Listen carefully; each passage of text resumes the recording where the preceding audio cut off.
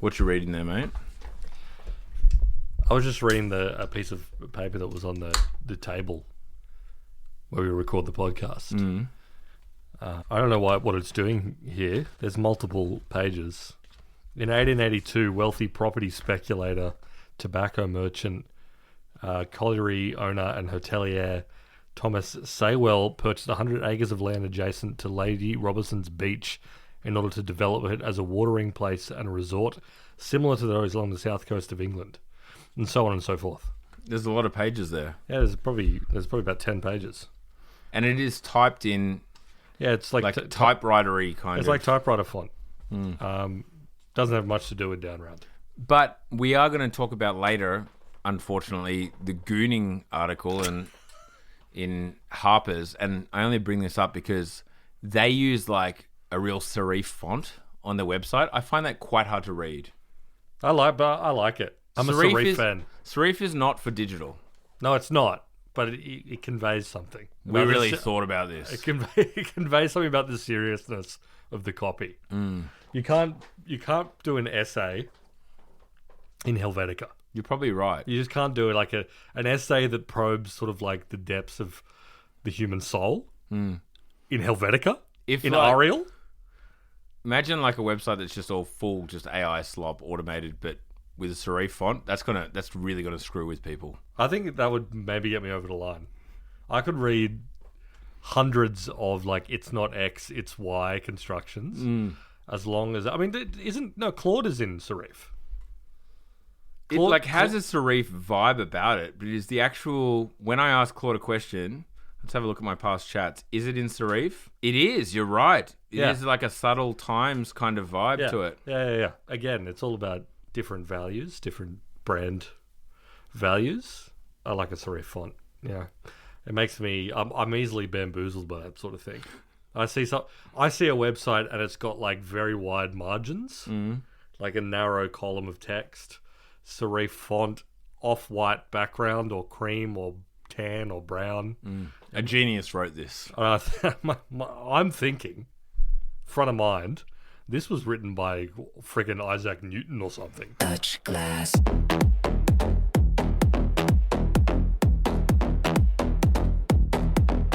Touch glass.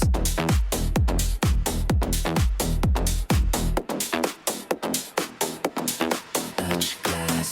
Today on the podcast, we want to talk about Suno Music Generation, the leaked-ish numbers of their revenue numbers, which are huge, and which their are user crazy. base.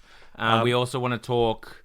What are we talking otherwise? A little bit of we're revisiting the Sora OpenAI stuff, Suno, Sora, two different apps. Yeah. But I think as a collective, I've reevaluated some of my priors on this stuff over the past couple of weeks. I know we've talked about it here on the podcast, but to be clear, for those that are just tuning in, we're talking about like all these very well capitalized AI image, video, and music generation platforms, which have been a dime a dozen, and we've talked about a lot. But I'm starting to see the vision. Yeah, for sure. And then we'll get to the Harper's Gooning article. We'll have to at some point, and maybe we'll talk a little bit about chips. Chips, there's a couple of guys who are tuning it down around week in, week out to hear about chips. Yeah, and we always throw them a little something at the end of the premium episode. yeah. I don't know if we'll get there or not. We'll give it a crack. We'll give it a crack. But anyway, what we're hanging our hat on, Suno.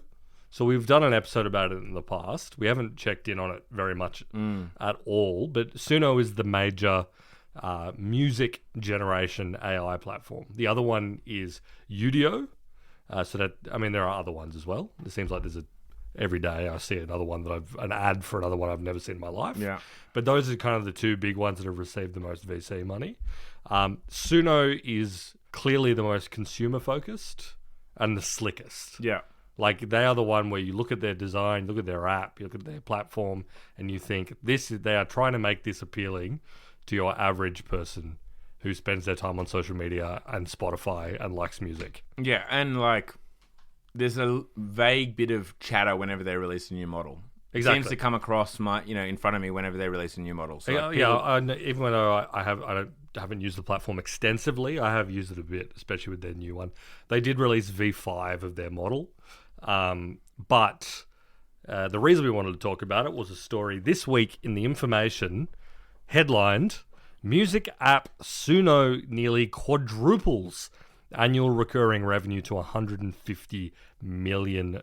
So that was a story by Stephanie Palazzolo at The Information, and it was based on a report from someone who is familiar with the financial situation of the company. So it is not public.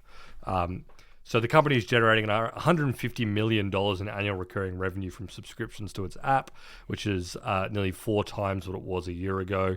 And The Information says that only 20 other companies in the generative AI database they keep have reached that point.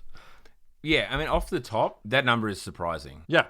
$150 million annual recurring revenue for people to create songs on Suno is a big number. Yep. That puts it like above Perplexity. Yep. That makes it means, I mean, in the Information article, they say somewhere between like 2 and 5 million. I just did a very simple, like 150 divided by 12, as in monthly, divided by 10, which is like the cost of their subscription. Their basic subscription. Which puts it at 1.25 million or something like that, like just over 1 million. Even that number, my number's less than the Information, but my number being, I just told you what my math I did. You did the napkin math, yeah. But like more than 1 million people paying for Suno to make generative music, that's very high. That's extremely high. And obviously, $10 is, in the same way that all these generative AI platforms like ChatGPT have all kind of agreed that $20 to $30 USD is like the price. And they've all sort of like coalesced on that. And then they have like a $200 per month tier for the real heads. Yeah. Everyone seems to accept that the basic tier cost for a music generation platform is $10 US. Yeah, per like month. 11 Labs, which is, text to speech and changing speech and voice stuff. That's about $10 as well. Yeah. And then, but the point I was going to make is that they do have higher tiers that are like 30 and 50. So there would be some people doing that, which would play around with the ultimate subscriber numbers. But in any case, you're looking at upwards of 1 million. Yeah. That's surprising to the point of like, we don't have a proper source for this. Okay, let me just say, I'm a little sus on it. I'm sus, yeah. But obviously it's directionally correct. Well, I mean, yeah, it's growing. Yeah, totally. Like it's unlikely to be 10% of that number, right? Like it's going to be a big number of people, which is surprising. And like when I saw this posted on Twitter and people being like, who is using this? I mean, I don't know how much stock you can take from this, but like there are heaps and heaps of people in the replies, all with blue ticks, so maybe have a propensity to spend money on frivolous things, let's be frank. Yep. Or being like, yeah, I use it all the time, like I just find it fun. I always wanted to make music and like I enjoy using it. Well, this is the thing. When you use Suno and you dick around with it, you can tell that the experience of using it is oriented towards, I guess if I could describe it as like a user segment, like the Spotify user, where it's like you open it up and there's a big button at the bottom of the screen that has like a music note or whatever, and you can tap on that and you can start making music with a simple prompt. So you actually have to tap into a second menu to get the slightly more complex controls. But the front one is just a big text box like it is with ChatGPT with like, describe the song you want. Like, I don't know, a dirty South hip-hop song about getting fired from McDonald's or something, whatever. And it will generate that. And I with this latest model V5, which if you haven't messed around with it, it's pretty high quality. Like they've solved a lot of like the weird flat audio problem that a lot of these have. I'm pretty sure if I listened to some of these songs mixed in with a bunch of other ones, I wouldn't sit up and be like, that's an AI song. They've gotten it pretty good. They generate really quickly. And I think this is part of the pitch for it being like a fun toy, is that once you type it in, you hit generate, you can start listening to it within about 5 seconds. And it buffers as you go, because it's obviously generating, I don't know, well, fuck, who knows how it's doing it, but it's doing it sequentially. You can just like listen to it straight away and be like, don't like that, I'm going to dick around and do something else. Yeah. And then the front page is all just like other songs that people have generated that other people are listening to. It's fully oriented, not towards like someone who's using it to, generate for like, I don't know, music to go on a YouTube video. It's for people who are fucking around and having a good time with it, Yeah. which is interesting. No, for sure. Like, my immediate reaction to that, at least from a business perspective, is like, can you retain all these people who are kind of fucking around and, you know, making music for fun without any real ambition? Maybe, but doesn't feel like it. No, I see, again, based on 150 million annual recurring revenue, it's a chunk of money. Who knows where that divides down into like users, apart from like our napkin math from before. But it's also like, yeah, Spotify has become something that people just pay for because it's like all the music I like is there. Yeah. But That's that's not gonna almost a change. passive experience, right? It's like you want to consume content from Spotify. Exactly. Yeah. Whereas Suno, Udio, whatever, is like active. It's like I want to, when I have free time, spend it generating songs that, for the most part, I'll probably just for me or maybe my friends. Yeah, exactly. Like, I'm sure there are people who are using it to, like, I don't know, when their friends are making diss tracks about each other or whatever. Yeah, in their yeah. group chat. And you know, there's a small segment who are going to be using it to like just pump out tunes to put on Spotify to like, you know, screw over the algorithm to like generate cents on the dollar, of course. But like realistically, that is not justifying more than 1 million people paying for exactly. You know, like, so ignoring all of that, and yet some production houses or some people who make YouTube videos, sure, that is a percentage of the audience, but like that is not, again, that's nowhere near 1 million people. No, exactly. Because if you're talking about the fucking around for fun demo, you know, you think about the standard entertainment subscriptions. As I said, Spotify, which is the most obvious comparison. But again, that's like, I want to listen to the new Sabrina Carpenter album. I want to listen to like the library of songs I like. And it's all on there. It's all on Apple Music. It's all on Spotify. Or Netflix or Disney Plus or whatever, where it's like there's an endless stream of new stuff there.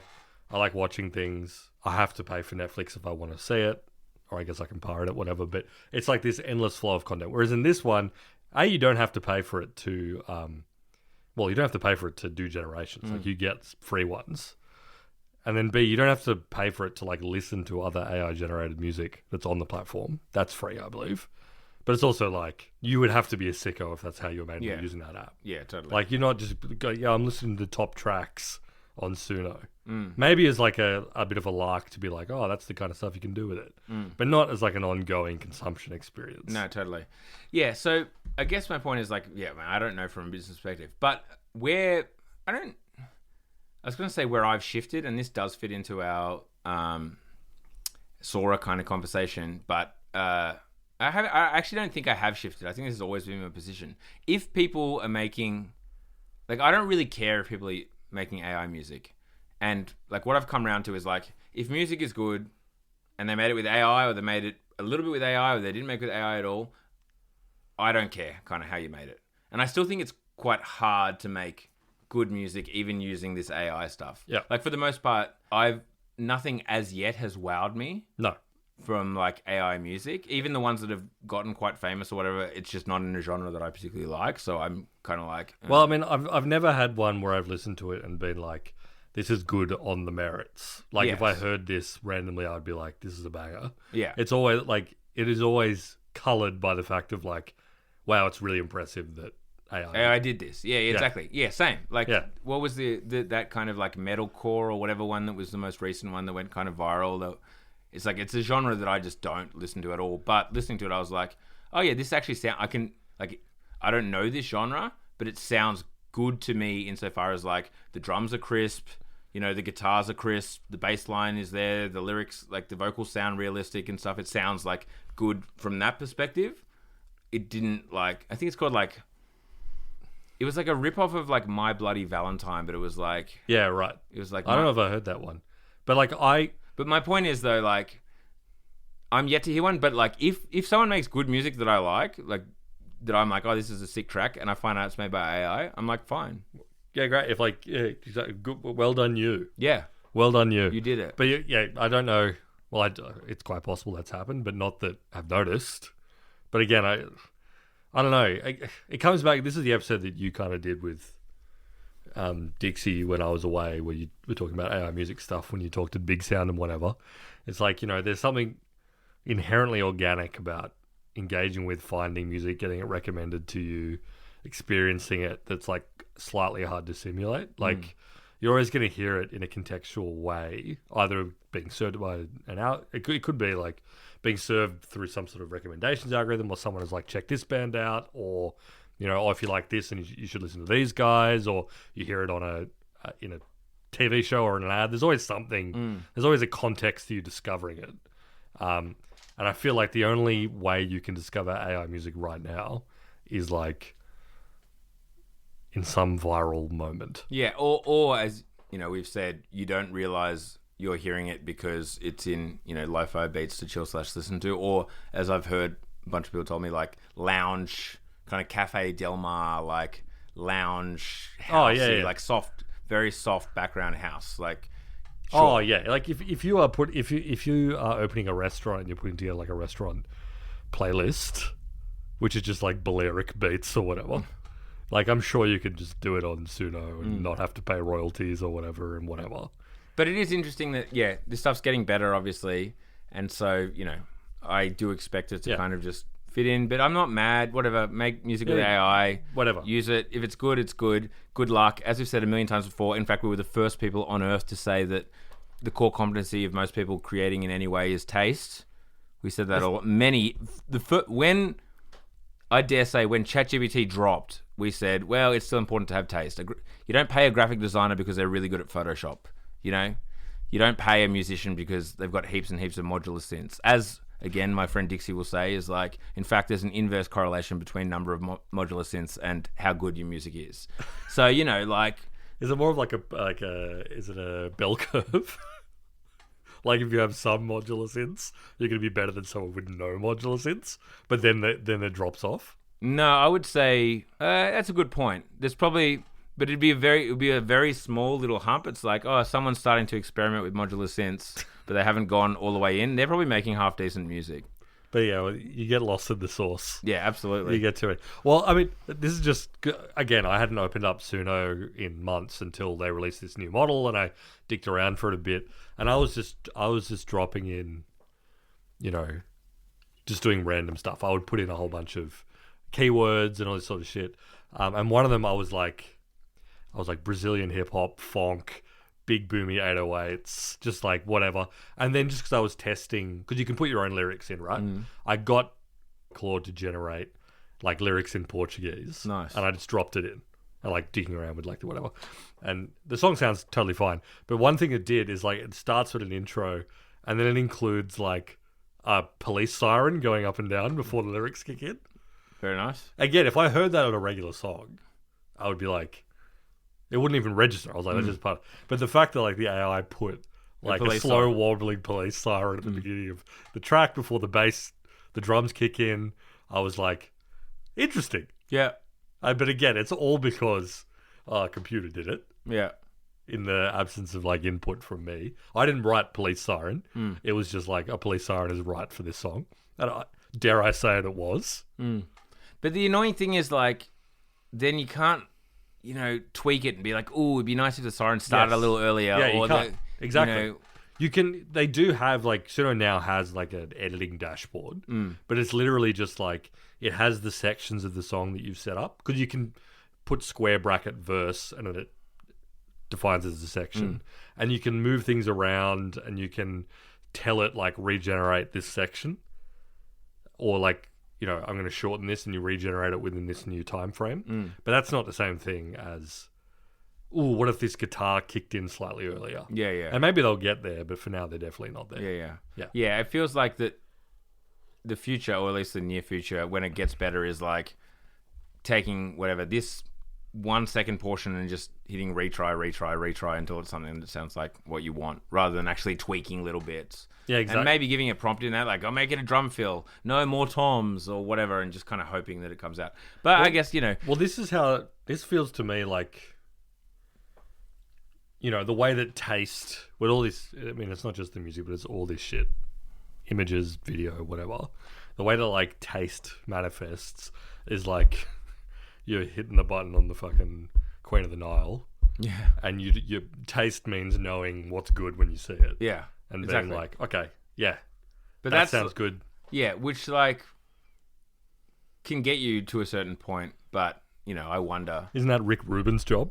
Isn't that his whole thing where he's like, I'm just a vibes guy. I know what I like when I hear it. Yeah. Which is why he's doing all this fucking AI promo shit. Yeah. Because Like like he is, and you see all the tech guys fucking love Rick Rubin. They love Rick Rubin. And I think that's exactly why. Yeah. Because he's like, I'm tool agnostic. I don't know how to use a soundboard, which I think he's lying about. Yeah, but Rick Rubin is an interesting one. He's an interesting character, but I think it is telling that he's the one that all the tech guys are like, Yeah. this guy's a fucking genius. And Yeah. I do think he has some genius going on there. Yeah, he obviously has something. He's got a pretty decent portfolio. Although, of late, is it that good? No, he's got a fair few misses as well. He's had some real swings and misses. Yeah, for sure. Anyway. But the point is, I think it's interesting that all the tech guys are like, oh, Rick Rubin, yeah, he's a legend. Yeah. And because he's just self-describes his process as like, not intervening, but sort of just like curating. Yeah. Because they're like, oh, that's perfectly... That's just like a manager. It perfectly...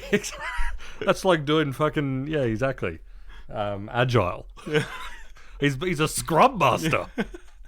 Yeah, exactly. So, whatever. It is what it is. As I said, to put a pin in it, 150 million in revenue? Okay. I'm just saying, interesting. Interesting. I'd love to see a geographic breakdown. Yeah, let's Like check. who is paying for that? Check Where back in are on they? that. But 150 ARR. Look, if that means there's heaps more people wanting to create and make things and feeling the joy of creation, Yep. great. Isn't that's actually a positive? That's a good thing. I think it's good, but it's like as I said before, I feel like the comparison point is more like paying for entertainment. Like there's a or a game even. or a game, and then there's obviously people who are using it because it's like I need to create a bunch of library music for whatever. Yeah. My ads, my YouTube videos, whatever.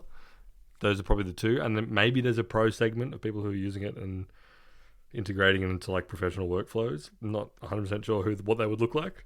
Yeah, I mean, But they might exist. I do know I had people, in making fake soul samples or whatever that can mention exactly what you want it to mention. Like if the if the client, if Colgate's like our new theme is like shine or whatever, we want like white and brightness and shine. You can go like 70s soul sample, like shine in the sunshine, shine in the sunshine.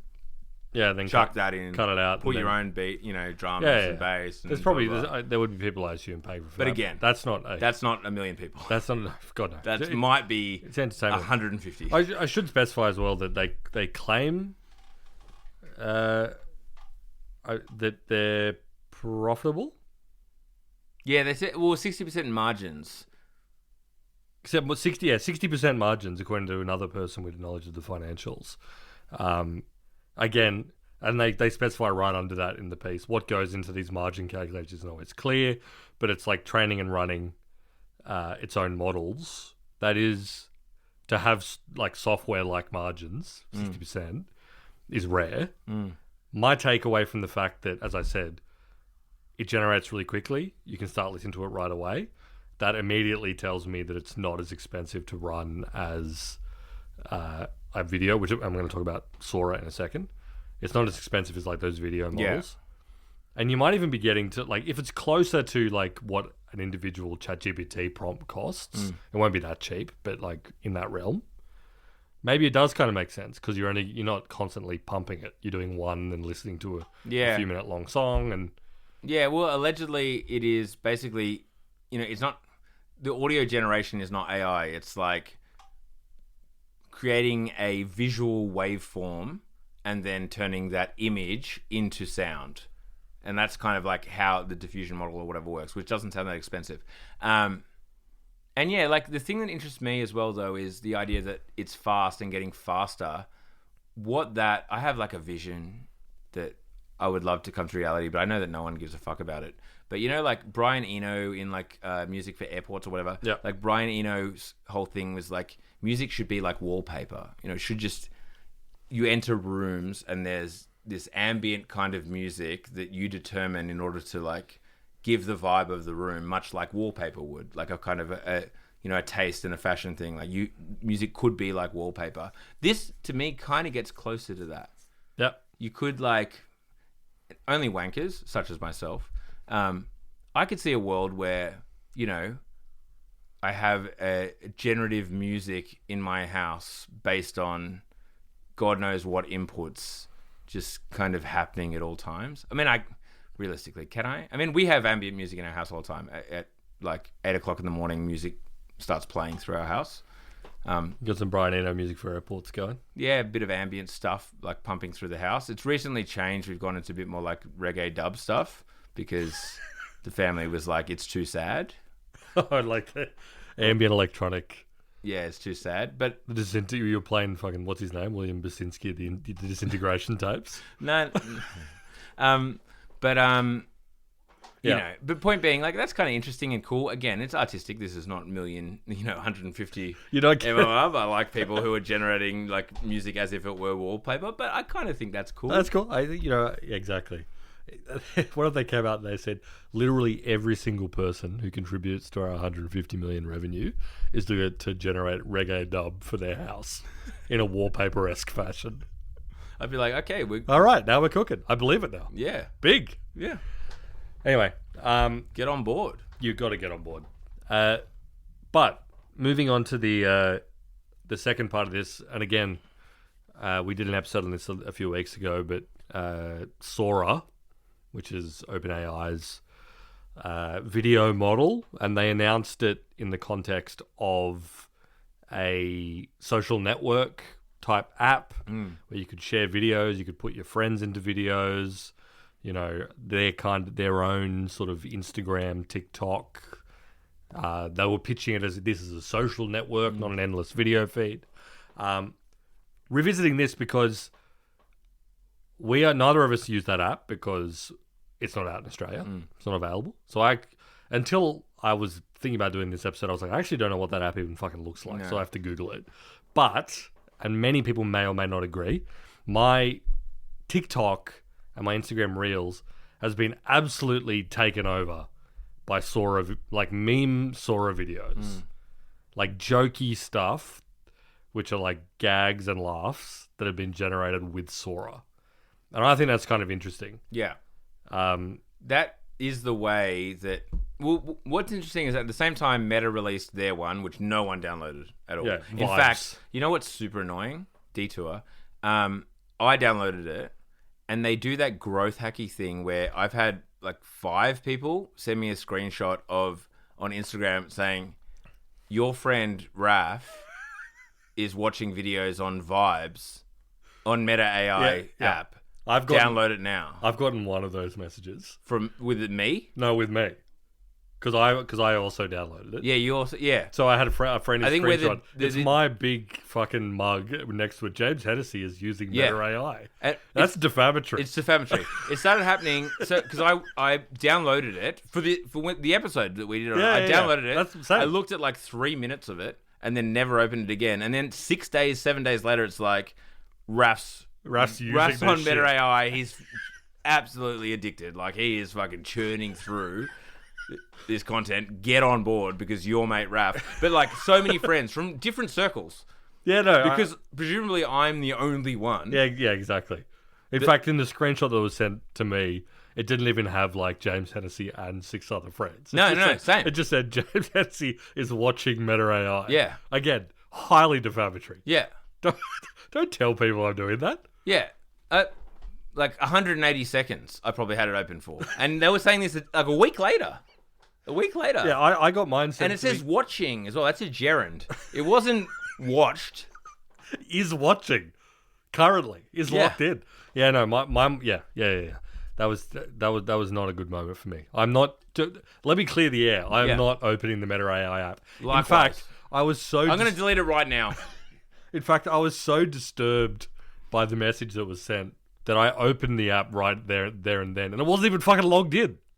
Yeah. That's that. I mean, like, Your Honour. Yeah, Your Majesty. If it let it please the court, the app is not logged in. Yeah, crazy. So they're really trying to get people to download it, and it's failing. But so I bring that up to say that they released it basically at the same time.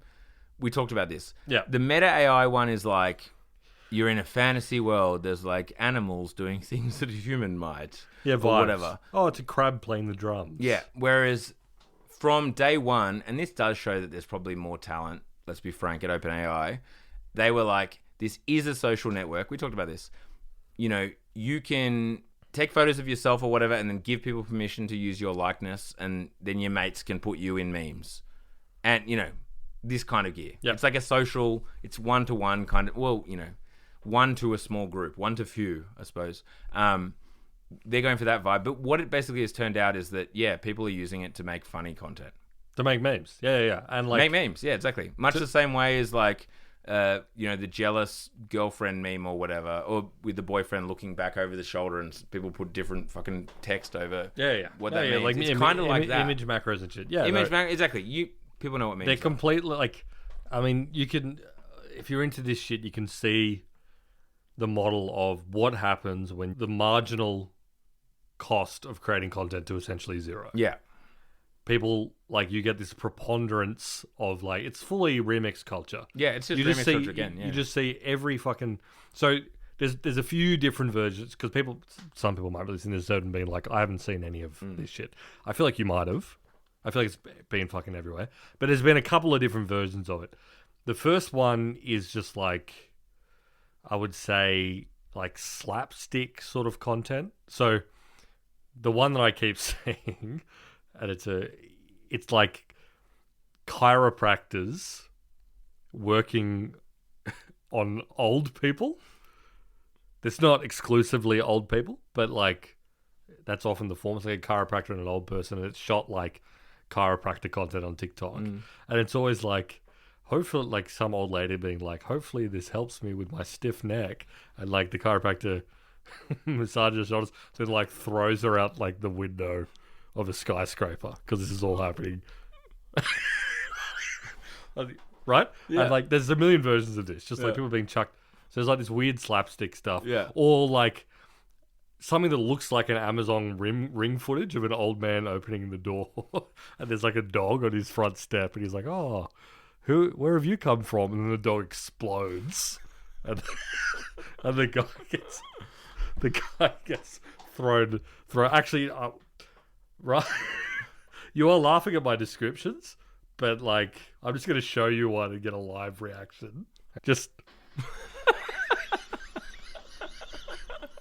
yeah, there's some real kind of like slapstick, you know what do you call it? Where like ragdoll effects, like humans become ragdoll. yeah, because like the physics are kind of realistic and look good. So there's this weird like slapstick meme stuff. Yeah. And then the second one is like the one that I would imagine OpenAI are kind of tearing their hair out a bit over, which is like real celebrity likenesses Yeah. doing weird shit. Yes. Because, I mean, the one that kind of went around is like there were heaps of Jake Paul.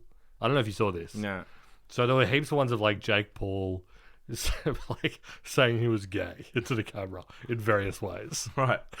Which he seemed to take in his stride. Yeah. He was like, this is funny. This is getting to the point which we predicted. I think we predicted at the beginning of last year that I think I did. I'll be frank. Yep. At the beginning of last year, I said by the end of last year, or maybe it was the end of this year. I might be right here. This might be a down and dub. That the people will just assume everything is fake. Like any video. Oh yeah. Is like probably fake, and like the truth will just evaporate. Yep. The assumption will turn from the video is real to a video is fake, and you'll be like, I'm pretty sure it's fake, but like maybe maybe it's real, as opposed to I'm pretty sure it's real, but like could someone fake this? That tide will turn. I think we're definitely getting there. Yeah. Oh yeah, for sure. Like some of these ones, they all have a big fat Sora watermark. Yeah, they put the watermark unless they've over it, been yeah. removed. But sometimes they're cropped weirdly so you can't see it. And, you know, there are some of these, if I saw it scrolling, it might take me But again, you quickly begin to be like, oh, in the same way as it takes you a while, but eventually you figure out ChatGPT text. You're like, Yeah. I'm getting this sort of weird structure. Yeah, the form. plasticine kind of look or whatever. But the big one is that that came out of the celebrity ones is that a lot of people were doing like Martin Luther King content. To the point where OpenAI addressed it. Did we talk about that on? No, we didn't. We didn't talk. I don't think we talked about that. So We should read the tweet from OpenAI. yeah, I'm gonna. But again, this has got to be really high on the list of things you don't want. You definitely don't want to be tweeting. So the tweet, which was a joint statement from OpenAI and the King estate, already there are issues, I think. Already, I mean, you want to be dropping a crazy new feature for this to be a positive. Exactly. Maybe something commemorative for Martin Luther King Jr. Day. Well, I mean, they did that in Fortnite, didn't they? They had I think they had a Martin MLK Day in Fortnite. That probably didn't go that well. But anyway. They do all sorts of kooky stuff on Fortnite. Yes, I agree. Actually, side note, before I read this little thing, there was a really funny thing where Matey, the CEO of Tim Sweeney, CEO of Epic Games, was doing like a series of tweets where he was like, does anyone know anyone at company name, which is the state-owned ISP? I saw this of like the Philippines, is it? Algeria. Algeria. It was like because people haven't been able to play Fortnite for like for several weeks. Yeah, several weeks. Does anybody know anyone that works there? Yeah, for the telecommunications. Yeah. And they were just like random Algerian dudes like, yeah, I'll hook you up, man. I'll link you up with someone who works there. Crazy because he said like all of our communications have not been responded to, and we need the Algerians to be. They're doing crazy shit. Yeah, sure. Yeah, the Algerians. It was Algeria, it wasn't Albania. Sure, no, it was Algeria. Albania's doing its own crazy shit. Yeah, I mean, Albania with its AI minister who's having 83 kids. Yeah, well, I don't even want to get. We'll move on from that. Anyway, away from that crazy shit to the very serious stuff of MLK and OpenAI's joint statement. Yes, exactly. Bernice King, daughter of MLK, posted it as well as OpenAI. The estate of Martin Luther King Jr. King Incorporated, interesting, and OpenAI have worked together to address how Dr. Martin Luther King Jr.'s likeness is represented in Sora generations. Some users generated disrespectful depictions of Dr. King's image. So at King Ing's request, OpenAI has paused generations depicting Dr. King as it strengthens guardrails for historical figures. While there are strong free speech interests, OpenAI believes public figures and their families should ultimately have control over how their likeness is used. Which, obviously they've been... I don't think they actually believe that. No. I think I think they'd rather the opposite. They would love it if anyone could do anything. Yeah. And I think that's probably where we're headed in the long run. Yeah, for sure. I mean, there's at some point... This is the classic thing. They want to create a world where, like, no one cares about this shit anymore. Yeah. Like, there's, there's no assumption that you can control your likeness. Yeah, exactly. Which, that is the world we're heading. Whether anyone likes it or not, things like this, like individual by individual saying, please remove my likeness from OpenAI, that is, again, it feels like when Napster or whatever came out and it was like sending the Napster letters being like, please remove Metallica from Napster. And it's like, okay, sure, chip off pyramid, whatever. As well as like, it is interesting, not a lawyer, we've said this a million times and I don't want to like overstep here, but like the parody, satire kind of defense or whatever? Yeah. That seems to be doing a lot of heavy lifting here. Yeah. And like, I don't think the founding fathers or whoever came up with the satire defense were like thinking that you could satire this easy. Yeah. I personally am a big fan of satire. Oh, yeah. Very amusing. But you should say why in particular.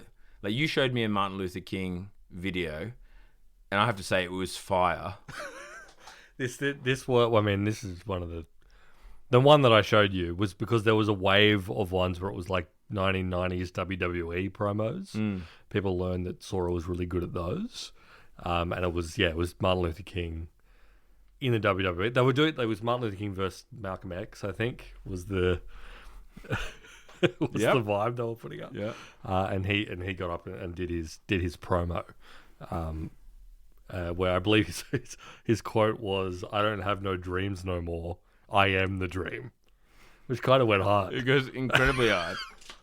I'm gonna, if you don't mind, and feel free to cut this out later. I think that's right. I'm gonna quote from our just one-to-one iMessage chat. Yep. From James. Some of the WWE videos of him do go hard though. his estate should have acknowledged that. I stand by that. I stand by that. Well, I mean, I said, how about you acknowledge some of the positives too, estate of MLK? But yeah, anyway, whatever. Point is, okay, there's a few things here. One, yes, like, this is why I've been saying, and people get mad at me or whatever, but it's like, post-copyright future, guys, sorry, like, what are we doing here?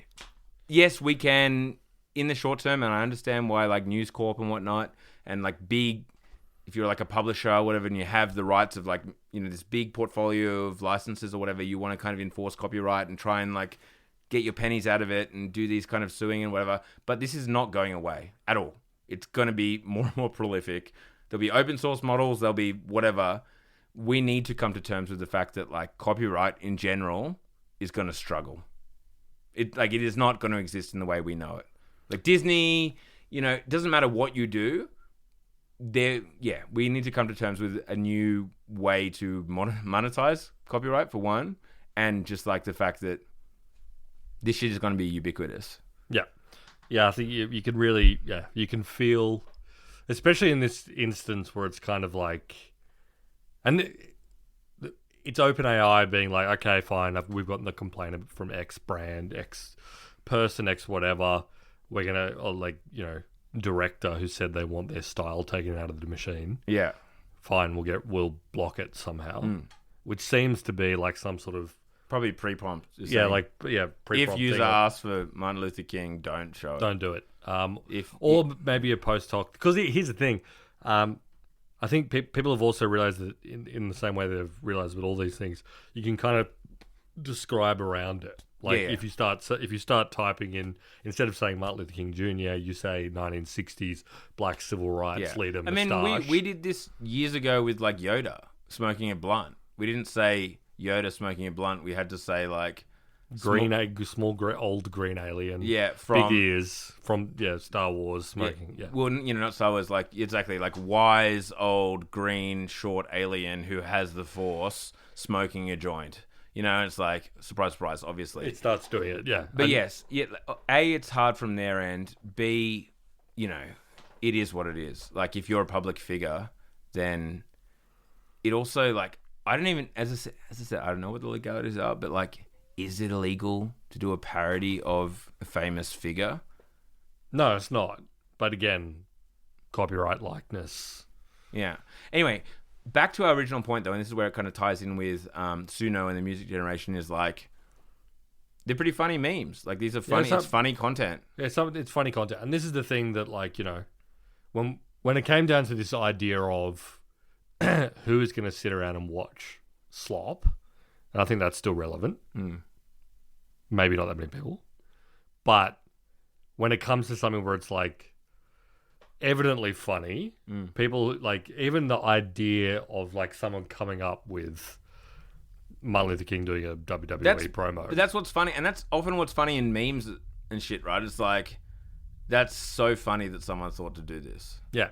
And I get like, I've heard the argument that some people have where it's like, it's not funny because when you had like an old Photoshop or whatever, there was like, it's Marxist. It's a Marxist read on it. It's like, there was some labor value. There was labor value embedded in it where it's kind of like the mere fact that someone thought this was like funny enough to spend time photoshopping is part of the humor.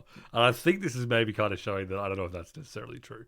You're saying that labor theory of value busted. Wow, Marx busted. Big. Well, especially in the era of like frictionless, endless feeds, where you look at something for a few minutes, then move the fuck on.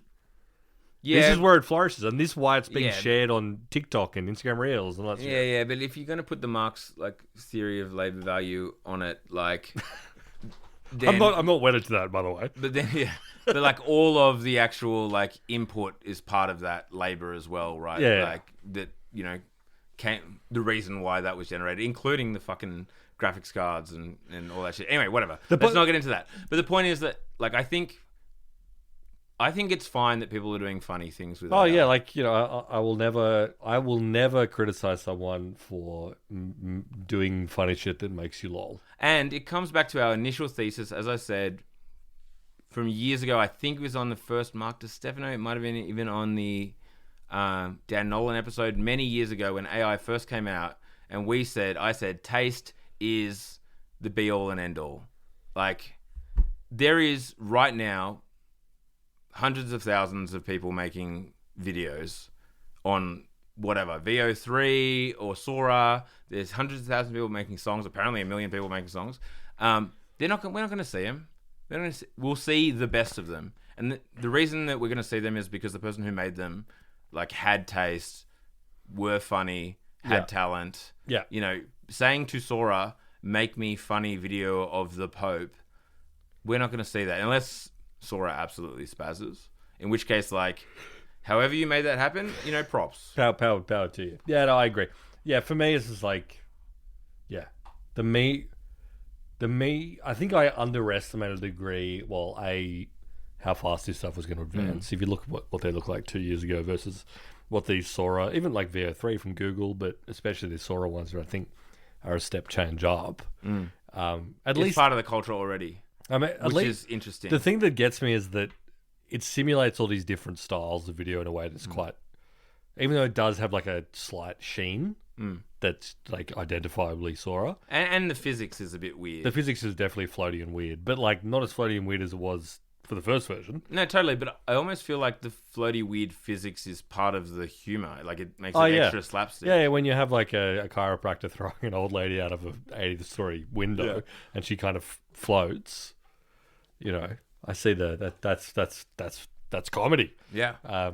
But I think I underestimated how quickly it was just going to get absorbed into, and like, you know, it's very much, it's slop adjacent, but you know, there's funny stuff in there, and I'm the fact that I've seen so much of it over the past few weeks, and you know, you build your own algorithm, sure, but makes me think that like this, it's not going away. Yeah, I've probably said this on Dana. In fact, I'm sure I have. But like, in the music industry, you had this moment when, before MP3s, the distribution. In fact, I've definitely said this, but the distribution was, there was a monopoly on distribution, and that being like CDs. Let's go like just before MP3s were out.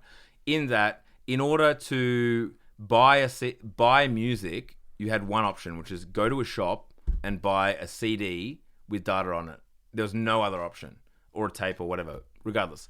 And if you were making music at the same time, there was no way for you to show it to other people other than live. Like, you did not have the means to be able to like record your music in the studio, very expensive, let alone press a bunch of CDs, let alone get them into shops where people are shopping for music. Then you had MP3s, and you had both sides of the equation happening here. You have people, all of a sudden, like, the marginal cost of reproducing music isn't a massive plant that can like print off CDs. It's free. You can send an MP3. It's just data. And on the other side of the equation, you had people, the marginal cost of making music and distributing music, all of a sudden it was like, oh, I just need to download some software, potentially pirate it, but download some software, and my distribution costs are put it on YouTube. Yeah. Again, essentially free. And that, whilst like it also devalued music, it also made it way more accessible to way more people. Step forward, and to where like that means of distribution being like TikTok, Instagram, YouTube is kind of the primary discovery mechanism right now for like new artists, and the value of music is like a sliver of a subscription to Spotify. AI generation, in my mind, is just like another step on that continuum. It is. All of a sudden, the marginal cost of creation is even less. Yeah. But it went from downloading apps on the computer or whatever to putting in prompts of music. It makes music even easier to make, and the value of music even less. Even cheaper. And the same is true, I think, of like video. Yeah, I agree. And one final thought that I've had and have been percolating in my brain for a bit before we go to the premium episode is that, you know, there's been like this kind of freak out. Freak out is a strong word, because I don't think it's an illegitimate thing over the past like let's say 10 years when it comes to like music and filmmaking, all this kind of stuff, where it's like it's now a closed shop, where it's like the only way you are going to get into, even though that like access has been unleashed to a certain degree, the only way you're going to become famous for doing art is if like you're a nepo baby, like you come from people who do it, or you're like you're rich and you can be subsidized to do that work and not worry about paying rent and living and whatever.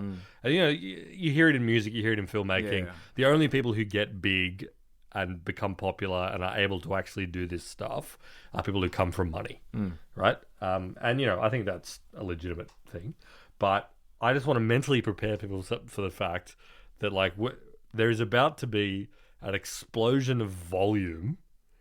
Like especially when we get to the point where it's like, and I don't think it's that far off, where you can start generating something that's more feature length or stitching stuff. You got the tools to stitch stuff together and make a movie that looks credible and has like special effects, quote unquote, that look really good, or people that look really good and consistent characters.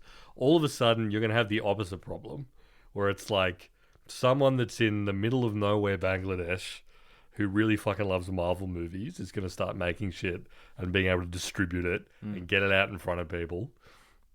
And like, I think people that are having like creative industry freakouts about like nepotism and access and money are going to have like the opposite fucking problem, where it's like I am just one node in a sea of like literally billions of people that have access to these tools. Yeah. It's going to be the exact opposite problem, and those people are going to be madder, I think. No, that is actually interesting.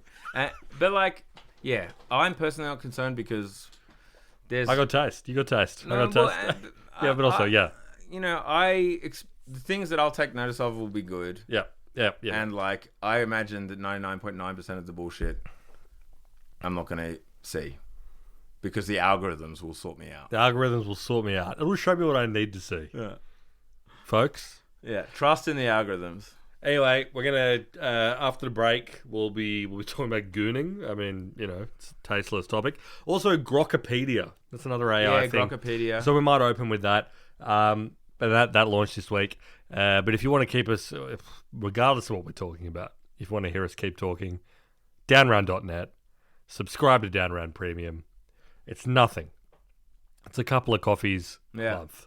Yeah, I mean, it's less than Suno subscription. It's less than a Suno subscription, and I would say far more valuable.